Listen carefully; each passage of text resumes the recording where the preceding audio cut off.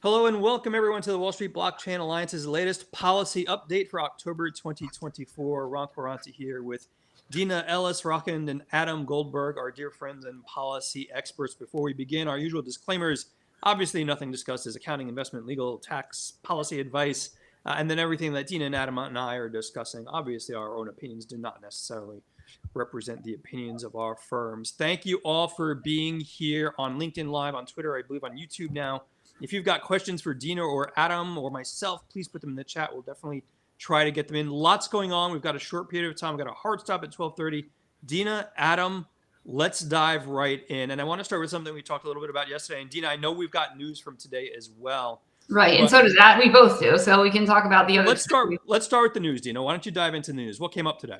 Okay, so I'm going to talk about the Hill aspect, and Adam can elaborate on the other one. So, the thing I'm very focused on today is, Senator Hagerty put out his proposal on stablecoins, and he's planning to introduce it. Mm-hmm. That's this is a big deal. He has been coordinated. The legislation is very similar to McHenry's legislation in the House. And except for, it changes some of the dynamics in terms of, the Fed's authority, the amount of authority given to the Fed. I think it's given to the OCC, and also, preserves the state's ability to continue to regulate stablecoins and payments. Mm-hmm. I think the goal is to, and then Maxine Waters made a lot of positive comments about moving forward on stablecoins. Yep. And I think that there's this momentum to try to get something done on stablecoins, potentially added to a must-pass piece of legislation like the National Defense Authorization Act. So I do think that that's the most meaningful thing I think that's happening legislatively at this moment. Dina, thanks so much. Adam, weigh in on this. And I want to ask you both, would you have ever imagined a stablecoin piece of legislation being appended to an NDAA authorization? Like, what do you see going forward for the next month? And is this going to happen before the end of the year? Well, I would say, so to your first question, actually somewhat yes. So I think a history lesson might be instructive here. So for most people operating in the space, they understand that the crypto reporting rules for the IRS are going to kick in.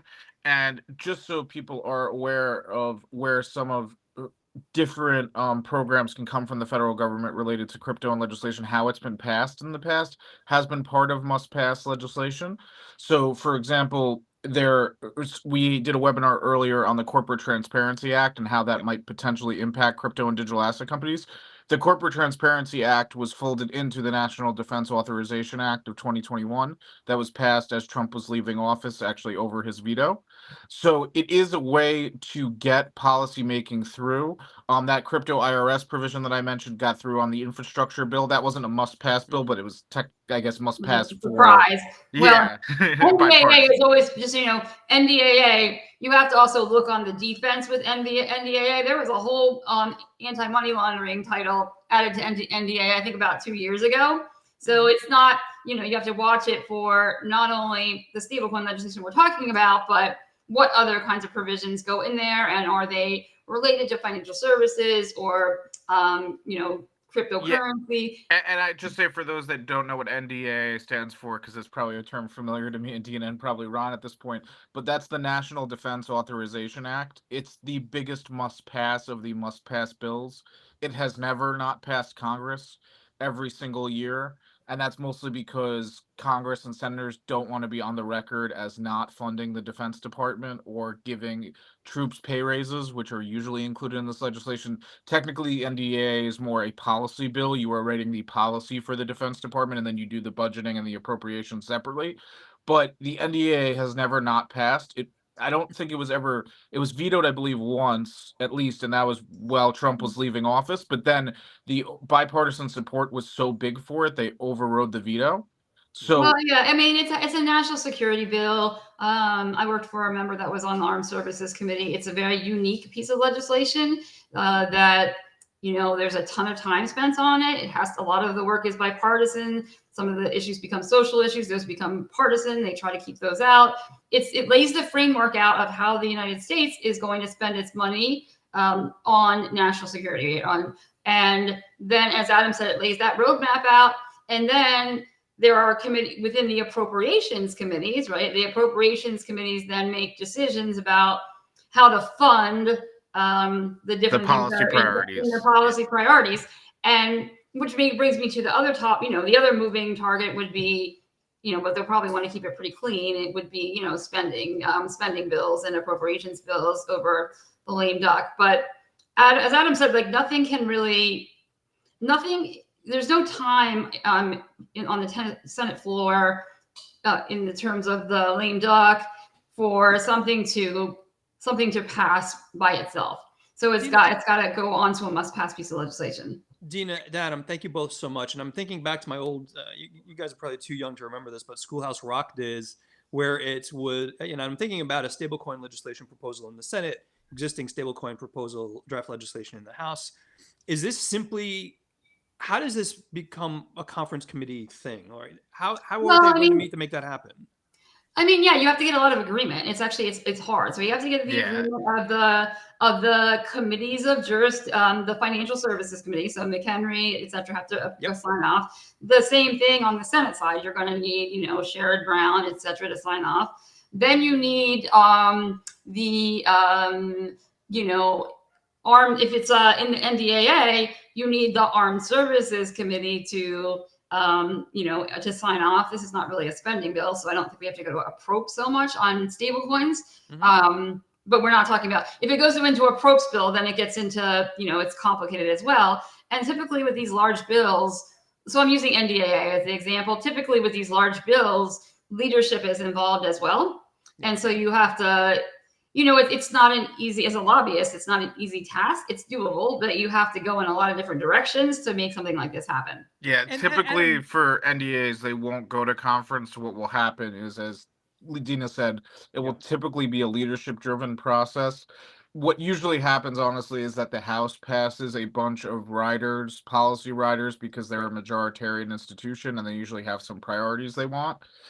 Those riders usually get stripped out in the Senate. The Senate passes usually what is referred to as a clean version of the NDA. That doesn't mean it doesn't have a lot of policy provisions in it, but usually all of those policy provisions are agreed to by the majority and the minority in the Senate, so you can get over the 60 vote threshold.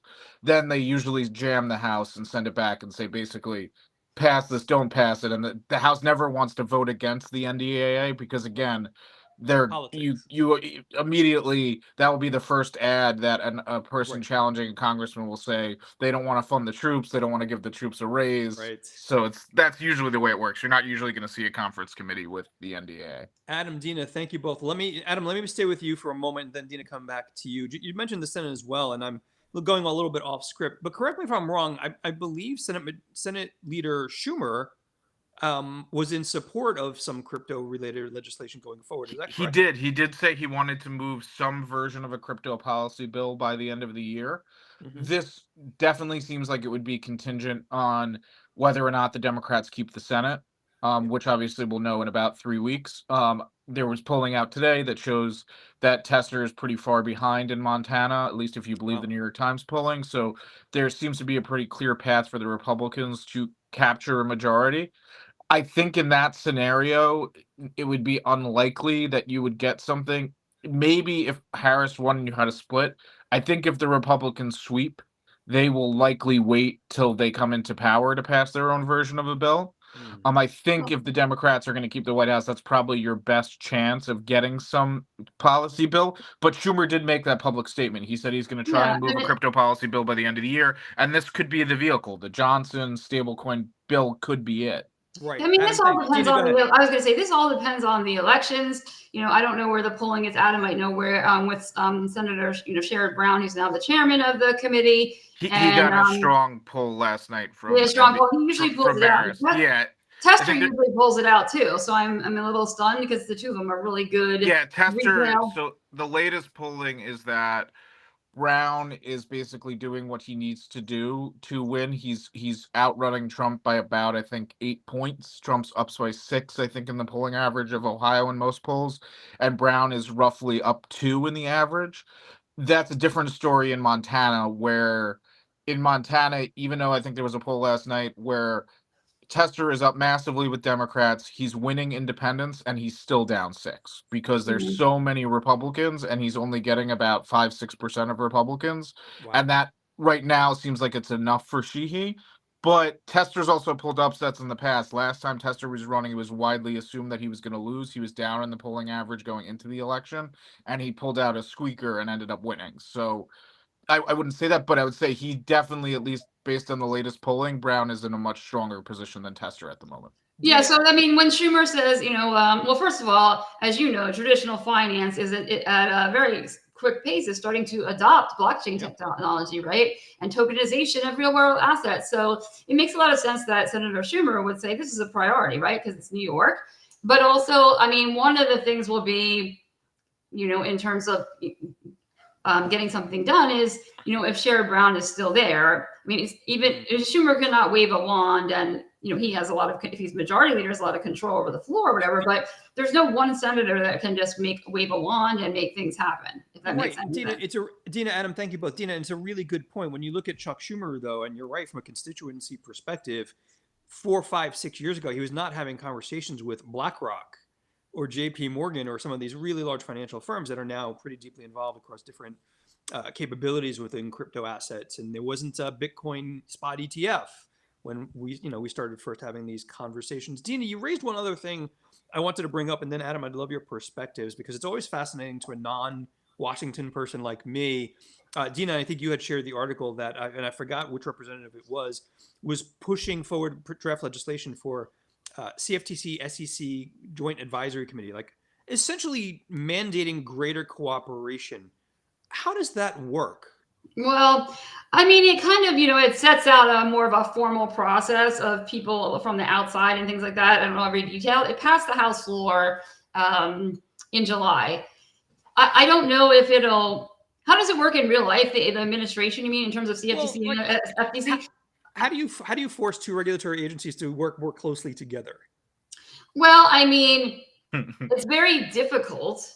That being said, I think we talked about this. I don't want to say this is true for every single thing. I think we've talked about this before in my experience of being in administration. Yes, these agencies are independent, right? They're all a little bit different in terms of how they're structured. But, at the end of the day, not on specific little enforcement actions or specific matters, but at the end of the day, when it comes to, large decisions and policy, there's a coordination that is already going on to some extent, that goes on in any administration. And that coordination is, via Treasury and the White House. They're usually coordinating to some extent all of the, the alphabet soup of agencies. That doesn't mean that there's some infighting, right? But there's a general coordination. In terms of CFTC and SEC, there's always their little skirmishes. Yeah. It's hard to force them to work together. Yeah, that's just, and that's why some of the bills out there have joint rulemakings. And I think, oh no, will they ever agree to something? And a lot of times the SEC would definitely win out to the CFTC in most instances. So Adam, you might have something to add to the whole. Dina, it's a good point. Thank you, Adam. And weigh in on this. And, when I read this, the first thing that came to my mind, and Adam, you and I had this discussion months ago. I do remember, I believe it was House testimony where it was SEC Chair Gensler and CFTC Chair Benham. And someone had asked, is Ether a commodity? And Chair Gensler didn't give a straight particular answer. And a CFTC chair goes, yes. So how do you get two organizations to collaborate with that kind of mindset? You guys may have seen me smile and chuckle, but we did. The answer is you don't. I mean, this model was tried in Dodd-Frank. They tried to do a bunch of joint rulemakings, a bunch of advisory committees, and you had some limited success, let's say around Title VII. You did eventually get swap dealer regulations that were issued by both CFTC and SEC. But note on that, CFTC went forward in 2013. The security-based swap rules and regime didn't go into effect, I believe, till 2021 after being passed in 2019. So you can tell regulators, go do this. You can mandate it in law, but even in Dodd-Frank, there are rules such as short limit reporting and other things that they haven't even got to today. We're almost 13 years, 14 years since the legislation.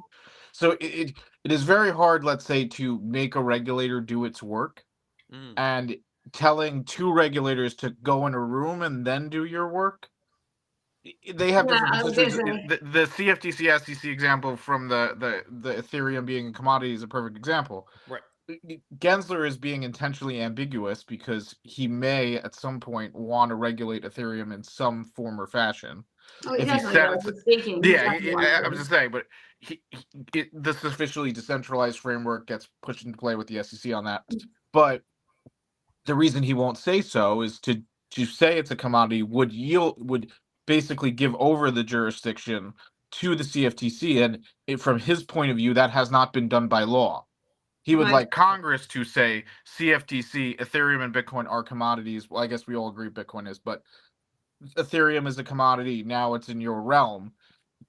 Benham, usually the smaller, weaker organization, is going to grasp for jurisdiction wherever it can get it.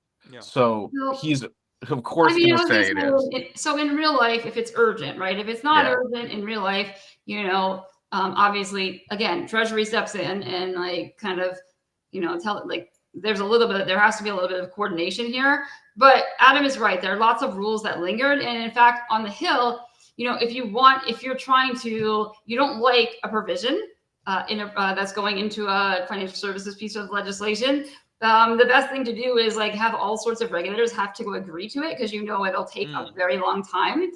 The way to do it faster would be, but it's kind of is rather than a joint rulemaking, you do an in consultation with, and then but whoever's like the lead is pretty much gets their way. Dina, Adam, thank you both. So now that we're talking about regulators, and I understand, and we all understand that some people in the crypto asset industry have varying opinions of both the SEC and the CFTC, but in the wake of Adam, an election coming up, and we've talked about this a lot, SEC is not slowing down. Just today, I think we saw, or the other day at least, the Ripple appeal that we've seen put forward by the SEC. Some new enforcement actions against very large financial companies. And Adam, we've shared Slack messages across the WSBA membership. What was your reaction when you saw the Cumberland action? And are there more in the pipeline? Who's left? Well, that that was somewhat of the joke I was making. So I think the joke I made over Slack is that he's kind of acting like Michael Corleone at the end of The Godfather, like settling all family business Yep. before the election. I think I also mentioned that it might be easier to create a list now of who hasn't been charged among the major U.S. crypto companies than who has, because it does seem that they've taken enforcement actions or at least issued Wells notices to almost every one of the major players. And obviously, Wells notices don't always lead to charges, but with this SEC, we have seen a lot of charges of crypto broker dealers. And so it becomes difficult to kind of know exactly what they're getting at. But what it does seem like, and you do sometimes see this with regulators, is Gensler probably figures his time's up at the SEC, or just no matter what happens. I mean, I think me and Dina have discussed there is a chance in a Harris administration he could be at Treasury potentially, and again that would depend if there's a Republican or Democratic Senate. I don't think he could get confirmed with a Republican Senate.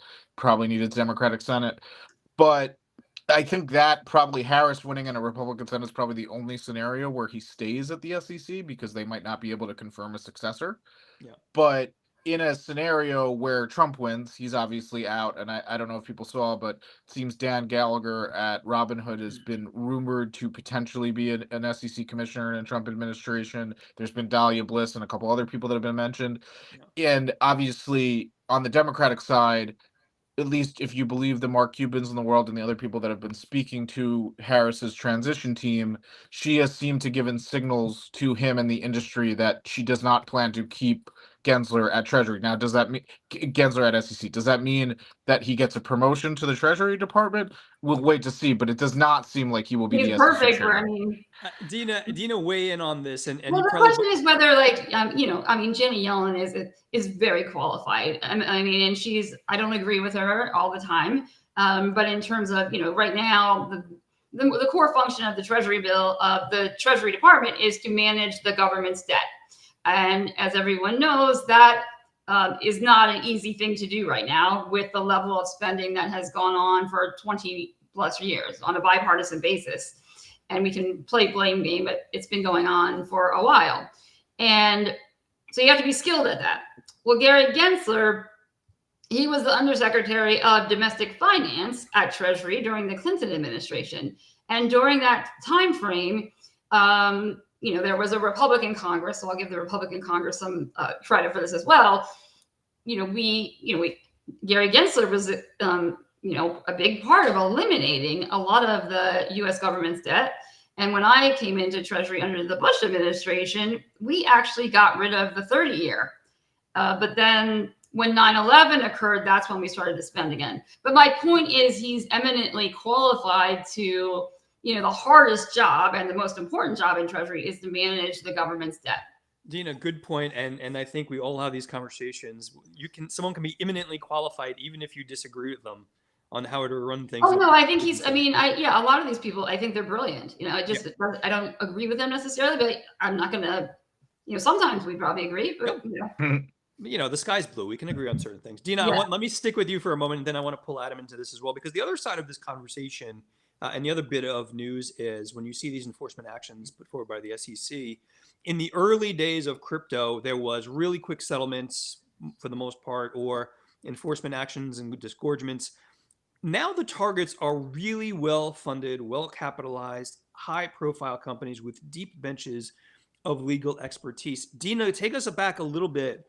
Has all of this been a strategic mistake on the part of the SEC? Has this strategic ambiguity backfired on them?